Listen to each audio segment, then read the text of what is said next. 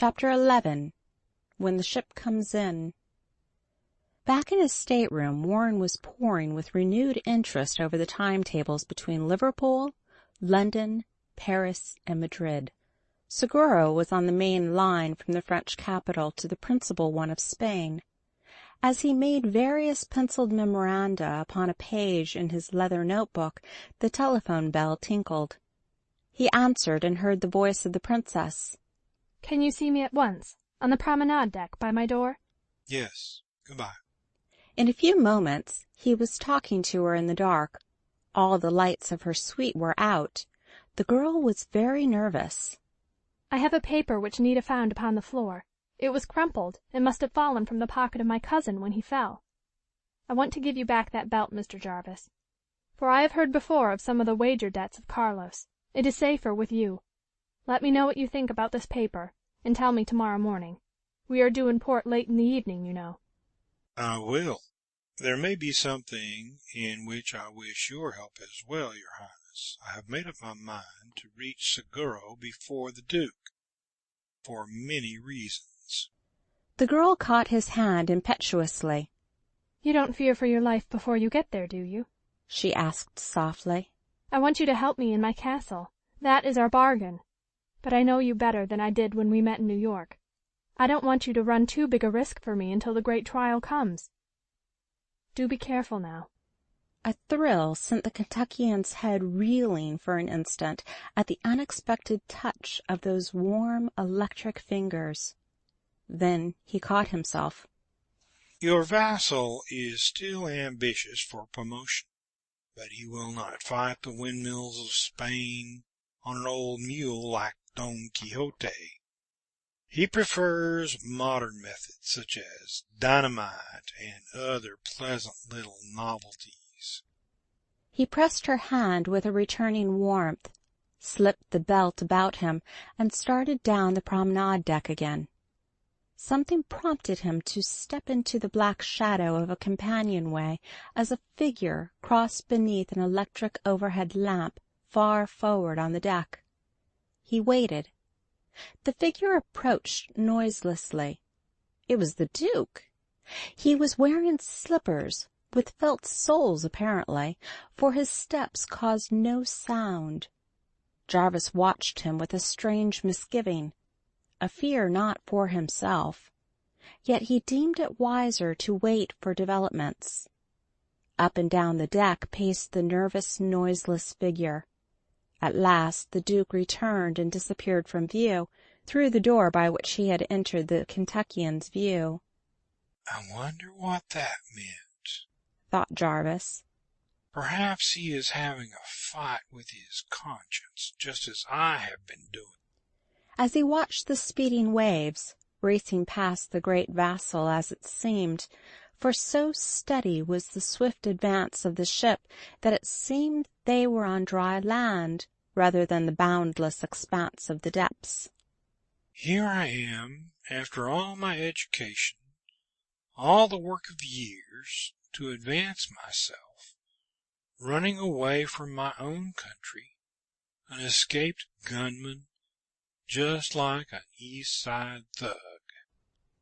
In the comfortable calm of the shipboard life, with unfamiliar scenes, away from the reminders of his tragedy at Meadow Green, it did not now seem a fine thing that he had done. Man was not normally a destroyer of his own kind, and his fine instincts were asserting themselves. Yet, after all, despite his vow to his father, this had been actual self-defense. The other had fired the first shot. He had planned to trap him with a decoy, and in the end it was survival of the fittest. These thoughts had been frequently in his mind, but he had resolutely driven them from him. Now they were nearing another port, a great commercial crossways of the travel world. Here again he was coming within the grasp of the law. He was not too certain that all had been given up in that questioning pursuit of the princess and her party. That broken door lock might yet admit the hand of legal vengeance. And that Duke, he'll try to earn that $5,000 surely enough now. Well, I'd better be worrying over my own future instead of the dead past. They've said, let the dead past bury itself and don't climb the graveyard fence. That's good logic, but I'd better be looking toward some of the fences ahead. I wonder what is on the paper. He returned to his stateroom, where Rusty was dozing in a chair, waiting for the good-night instructions. Jarvis sat down and studied the fragment. He sat bolt upright, at first with rage, and then a growing amusement. Look here, Rusty, this Duke is trying to put one over on me, he declared, waking his servant. Huh? What's that, Moss Warren? And Rusty rubbed his eyes drowsily. Do you see what this paper is? Looks like a telegram letter, boss. That's a wireless blank, Rusty. It has never been sent. It is the first draft. See, the words were crossed out here and a sentence changed there. The person who wrote this message tried to save money by cutting it down, just as we back home waste $1 worth of time trying to shorten a telegraph message into 10 words. Isn't that reasonable? Yes, sir, but what does it mean? I don't read no such language. Jarvis smiled. It's in Spanish. It's addressed to Scotland Yard in London. Why's that? Is it some schoolhouse lot? It's detective headquarters, Rusty, and it is about me. About you all? Rusty was wide awake by this time, in all truth. He had an instinctive suspicion of anything connected with brass buttons and detectives.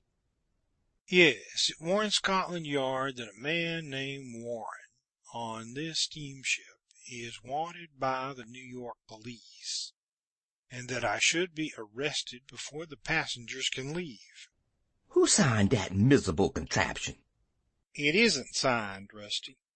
The only person who writes Spanish and who could be so deeply interested in my wickedness is that high and mighty relative of the princess. He wrote it in Spanish so the wireless operator probably wouldn't notice or understand the message. Well, Moss Warren, this is a ship. They allers has ropes. Can't you climb overboard when she is hitched to the wharf boat? Jarvis was thinking rapidly. He looked at his watch. The detectives will come on in the pilot boat, Rusty, which I understand meets the Mauretania about 8 or 10 miles offshore. There won't be any chance on the wharf boat. But that gives me a good idea. However, it doesn't seem right to make the Duke of Alva waste his hard-earned coin on wireless messages. There's no free list with Marconi, you know. Jarvis was walking up and down the stateroom nervously by this time. Rusty, in my suitcase is an old suit of clothes which I put in to use if I had to jump the town on account of Markham. I thought I might go to the mountains when I went over to the Belmont Hotel. Now, get it out, and those old tennis shoes, and that cap. Why for, Moss Warren? The big whites of his eyes were rolling, an indication that Rusty Snow's mind was not as much at ease as usual. You ain't gonna do nothing dangerous, is you, Moss Warren? Remember, you all is the only one left in the family, and you's got to look after yourself. Warren placed a kindly hand on the Negro's shoulder. Rusty, I remember that once when Meadow Green got too small for you years ago, you started out with a minstrel show, the Darktown Merrymakers, they called it. This leap over the chasm of years was too much for Rusty. Yas, sir, he agreed after recovering from his surprise. But I had to walk back home. The thing I want to know, Rusty, is whether you learned how to act when you were with that troupe. Did you? Did I? Marse Warren, there wasn't no emotion that wasn't developed in me on that trip. I started off laughing and came back like a weeping angel. Nah, laughed Jarvis. that's splendid. Now, Rusty, I want to have you do some more play acting, only turn it around. This time I want you to go away weeping, and we'll come back laughing. Rusty was actually offended. Marse Warren, you's picking on the old nigger. That was when I was a young and sassy coon. No more acting for mine. That's just what you got to do, Rusty. Obey orders or walk back to New York. Rusty blinked and grumbled to himself. Then, as usual, he acquiesced with that famous grin. Oh, Marse Warren, I'm game for anything that you is. What is the play? I think we can call this one, Why Dukes Leave Home, Rusty. Now, you get busy with those clothes and pack up the suitcases again so they won't be missed. I'm going on the boat deck over us for a little walk and some thinking. Jarvis was gone for about 15 minutes. Rusty was beginning to get nervous by the time he had returned. His hands and face were sooty. Where you all been, Marse Warren? Climbing up on the smokestack? No, just investigating things. Now, after I write this note, I will tell you about your acting and give you a rehearsal. I haven't any time to lose, Rusty. Warren wrote very carefully, tearing the paper up several times and throwing the fragments through the open porthole, for this was an outside stateroom. At last he had finished it. He smiled over it more than once, finally sealed it, and laid it carefully in the center of the little folding writing desk, where it was in plain view from the door. Then he began to disrobe, changing to the rough old suit and the tennis shoes. He dispensed with undergarments and hose. Now, Rusty, I want you to go down to the steward of the second cabin and tell him you're very hungry. Get some good sliced meat, some biscuits, and some fruit. Wrap it up in paper. I know it's late, but there's always someone on watch in the pantry. A little American money will go a long way with these British stewards. Hurry back. As soon as Rusty was out of the room, Jarvis wrapped the money belt firmly about his body, under the flannel shirt. He placed some gold coins in a handkerchief, which he tied into a knot. Then he slipped out to the promenade deck, walking along its deserted length to the room of the princess. He tapped on the window of the parlor of the suite until the door opened slightly. Nita's frightened voice came to him. He answered reassuringly. It is Warren. I want to speak to the princess. The maid hurried back and brought her mistress. Warren spoke to her in a whisper. I understand the treachery, he said. Have no fear. I will meet you at Seguro when you arrive. Be surprised at nothing, and take care of Rusty if he needs it. I intend winning that $5,000 even if the Duke's note goes to protest. Goodbye. She felt his warm, strong hand clasping hers. A great dread came over her. An unusual sensation it was. Yet she said nothing, for some strange reason inexplicable to herself. She passed a sleepless night. Next morning the news spread over the ship like wildfire that a first cabin passenger was missing. All his belongings were in order, his clothes hung up carefully in the wardrobe, just as he had undressed, assisted by his faithful valet. And that poor unfortunate, how he sobbed and beat his portly bosom over the grief which was racking the loyal African heart. The Duke of Alva went to the captain to inquire about the terrible affair. Yes, sir. He is gone. A pleasant, courteous fellow, too. Always minded his own business. Never complained. It's too bad. Too bad. And that letter he left, it nearly broke my heart. And I'm a gruff old sea dog, and have seen many a tragedy in my years as a master. The captain wiped his eye with the back of his hand. The Duke fingered his cane nervously. But the note, sir, what did it say? As the cousin of Her Exalted Highness, Princess Maria Theresa of Aragon, I insist on knowing about this strange person. He was in my cousin's employ. She is entitled to know what sort of a person he was. The captain glared angrily at the Duke. I am the commander of this vessel, sir. On the high sea I am in supreme control, and know how to run the Mauretania without advice from a bloody Spanish popinjay. I will turn the letter over to the authorities when we land. The captain spluttered indignantly. They will meet the boat as the pilot comes on board. I sent them a wireless, cried the Duke. How dare you go over my head in any matter of discipline on this vessel? Cried the raging commander. What do you mean by such a thing? I am the one to warn. The Duke was embarrassed, for he felt the helplessness of his situation before this legalized tyrant of the deep.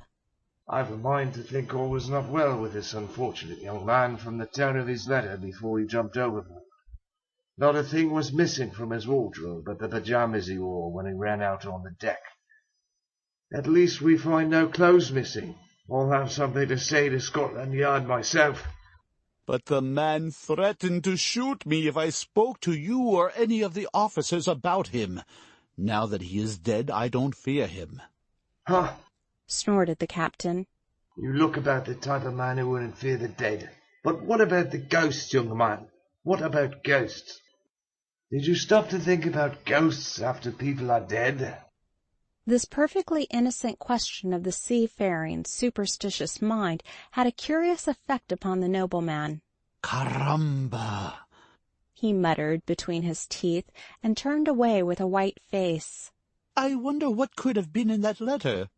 And the captain glowered at him as he walked nervously down the companionway to his lowly stateroom, to brood in a state of miserable apprehension.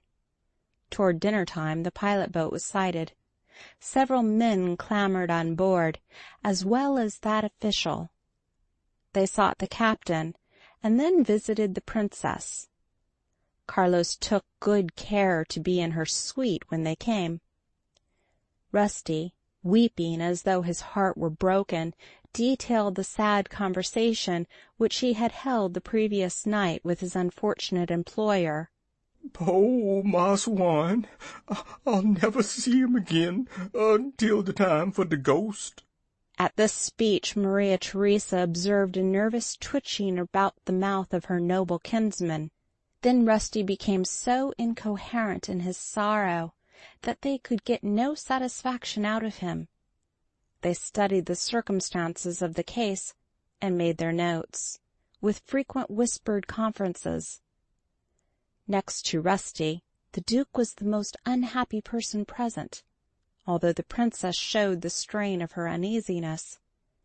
After the men completed the first quizzing, they repaired once more to Warren's stateroom to seek for other papers. When they had been gone a minute or so, Carlos waved Nita out of the room. That young person could look otherwise than melting, with her black eyes when occasion demanded. This glance was of the sparkling kind, which could kill. "Tell me, my dear Maria Theresa," began Carlos after some stammering. "did you inform the detectives about the money belt which he gave to you?"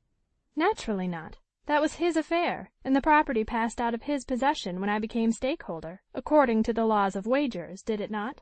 Ah, yes. You are a brilliant girl, and a logical one, too. Well, give it to me then, as the affair is settled.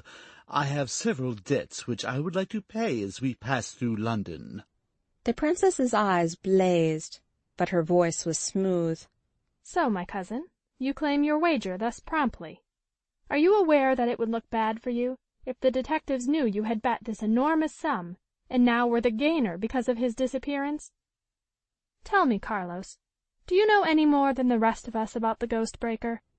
The man rose to his feet, his knees wavering, and then with a supreme effort He steadied himself against the back of the chair. His eyes were distended, and the handsome mouth sagging. Madre de Dios! He cried appealingly, all nonchalance and scorn now missing from his mien. You don't mean to say that you, my blood relative, the woman I adore, could believe such a thing? The girl looked away.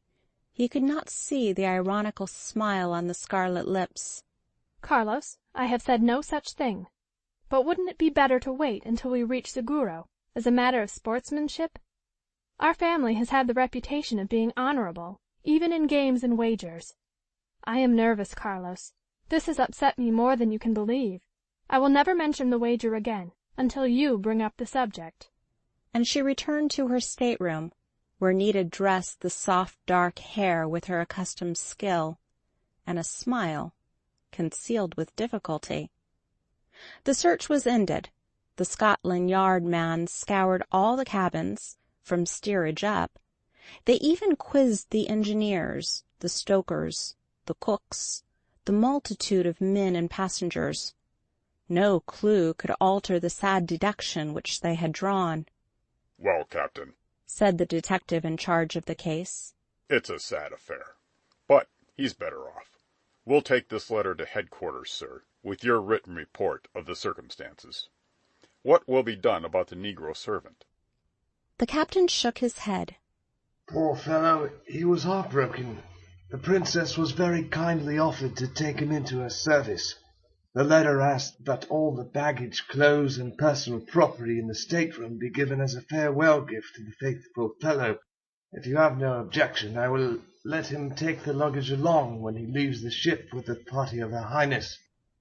And that is how it was, that evening, that out through the dismal drizzle of an interminably long day, Rusty Snow marched down the dock, carrying Warren Jarvis's luggage and 2 satchels of the Princess of Aragon, another loyal retainer in her service.